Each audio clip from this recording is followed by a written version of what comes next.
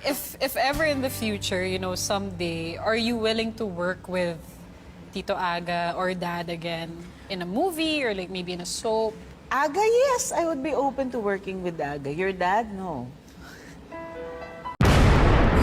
Janice de Belen ayaw nang makatrabaho ang dating asawa na si John Estrada. Nagsalita na ng tapos ang kapamilya aktres na si Janice de Belen na hinding-hindi na sila magkakasama sa anumang proyekto ni John Estrada. Ito ang ipinagdiinan ng aktres nang magkatsikahan sila ng kanyang anak na si Kyla Estrada tungkol sa kanilang relasyon bilang mag-ina at kung paano nila napapanatili ang magandang relasyon ng pamilya. Napanood namin ito sa Mother's Day episode ng Biyaheng Retro ng Jeepney TV na umeri noong May 10 at isa nga sa naitanong ni Kyla sa ina na kung posible pa ba sila magkatrabaho ng ama niyang si John Estrada at sa ex-boyfriend ng inang si Aga Mulak. Mabilis na sagot ng veteranang aktres, Aga, yes, I would be open to working with him. To your dad, no. Sundot na tanong ni Kyla kung bakit ayaw nang makasama ni Janice si John pero payag siya kay Aga. Katwiran ng aktres, alam mo kasi, hindi kami naging mag-asawa ni Aga, so it's different than, the relationship is different. It's different with your dad kasi, naging mag-asawa kami. Yung disagreements namin were not tiny disagreements.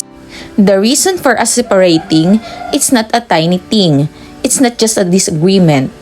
So many hurtful things, so many hurtful words have already been exchanged. Paliwanag pa ng aktres. Natatakot siya na baka maging problema lang sila sa production. And there's a reason why we're not exactly friends. With everything that has happened between both of us, we might be an inconvenient to the people we're working with and working for. Baka maging problema kami, so wag na lang kaming maging problema at all. And we're fine, we're civil. You're grown-ups, and if you need anything you can go straight to him, diba? Anya pa ni Janice. Pagpapatuloy pa ni Janice, on my part before, I had been through much more prior to the decision of separating than after. Because parang na-use up na lahat ng pain ko, lahat ng pain capacity ko and tears ko. Parang nagamit na through the whole process how things got separating. So by the time I decided, I was calm, I was ready for anything, that's why it was more on you. And I pre-geared your recovery. The way you kids will recover will depend on how I recovered. Kasi kung nakita niyo ako everyday umiiyak, or troubled, or yung hilo, or parang nababaliw, dun kayo mas mahihirapan.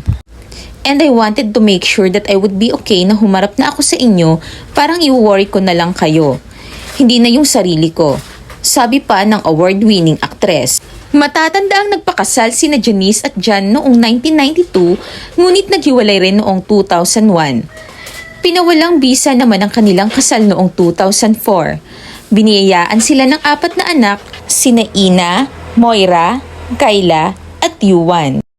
At may isa namang anak si Janice kay Aga, si Luigi Mulak, na 35 years old na ngayon.